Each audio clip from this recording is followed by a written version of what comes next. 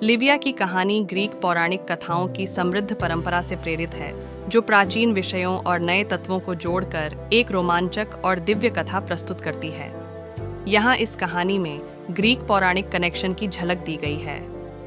बहुत समय पहले, जब देवी देवता अक्सर मनुष्यों के बीच चलते थे, एक नन्ही मानवीय लड़की जिसका नाम लिविया था, माउंट पारनासस के किनारे बसे एक छोटे से गांव में रहती थी। वह अपनी जिज्ञासा और तारों को देखने के शौक के लिए जानी जाती थी। हर रात वह अपने घर के पास की एक पहाड़ी पर चढ़ती, मुलायम घास पर लेटती और ऊपर चमचमाते तारों को निहारती। एक शाम जब लिविया आसमान को देख रही थी, एक चमकीला तारा आकाश में लहराते हुए गिरा और पहाड़ों के पीछे खो गया। लेकिन वह तारा गायब होने के बजाय धीरे धीरे चमकने लगा, जिससे दूर के जंगल में रोशनी फैल गई। लिविया का दिल तेजी से धड़कने लगा। गिरा हुआ तारा, मुझे इसे खोजना होगा।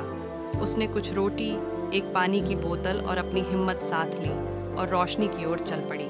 जंगल में प्रवेश करते ही उसे हल्की हवा का झोंका महसूस हुआ, मानो हवा उसे मार्गदर्शन दे रही हो।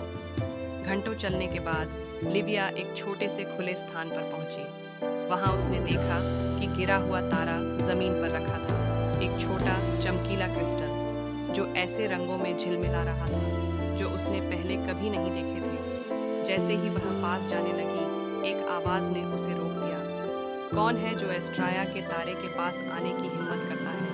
एक गहरी लेकिन दयालु आवाज गूंजी। लिविया ने मुड़कर देखा। छायाओं से एक भव्य आकृति प्रकट हुई। वह एस्ट्राया थी, न्याय और तारों की देवी, जिनके सुनहरे पंख और एक दैवी मुस्कान थी। लिविया ने तुरंत झुककर प्रणाम किया।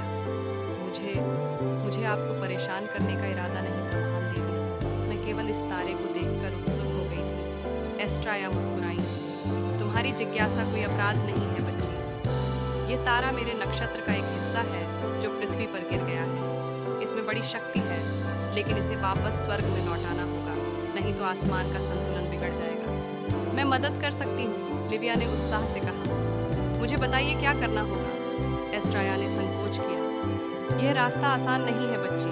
तुम्हें इस तारे को माउंट पारनासस की चोटी पर ले जाकर आकाश की वेदी पर रखना होगा। लेकिन सावधान रहना, ऐसे प्राणी जो शक्ति चाहते हैं, वे इसे तुमसे छीनने की कोशिश करेंगे। लिविया ने सिर हिलाया।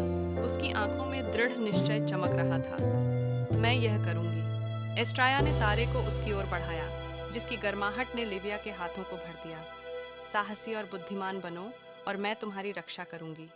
यात्रा उतनी ही कठिन थी जितनी एस्ट्राया ने चेतावनी दी थी। लिविया ने एक चतुर लोमड़ी आत्मा को मात दी जो उसे धोखा देकर तारा छीनना चाहती थी। उसने एक उग्र नदी को पार किया, जहां उसने एक दोस्ताना जल अप्सरा की सलाह पर भरोसा किया। उसने जलन से भरी हवाओं द्वारा उत्पन्न एक भीषण तूफान का डट कर सामना किया। आखिरकार कई दिनों की चढ़ाई के बाद लिविया माउंट पारनासस की चोटी पर पहुंच गई। वहां आकाश की वेदी खड़ी थी, जो तारों की रोशनी में हल्के से चमक रही थी। जब उसने तारे को वेदी पर रखा, तो एक तेज प्रकाश स्वर्ग की ओर उछला और तारे को उसके नक्षत्र से जोड़ दिया। एस्ट्राया फिर से प्रकट हुई।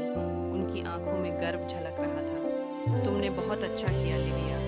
तुम्हारे साहस और निस्वार्थता के कारण मैं तुम्हें एक उपहार देती हूँ। अपनी छड़ी लहराकर एस्ट्राया ने लिविया के पुराने शॉल को तारों की रोशनी से बुने एक चोगे में बदल दिया। जब भी तुम इसे पहनोगी, तुम अंधेरी रातों में भी तारों को देख सकोगी। उस दिन से लिविया अपने लोगों के बीच एक किंवदंती बन गई, जिसे तारों की संरक्षक के नाम से जाना गया। और जब भी उसने रात के आसमान की ओर देखा, उसने एस्ट्राया के चमकीले तारे को अपनी ओर झपकाते देखा, अपनी अद्भुत यात्रा की याद दिलाते हुए।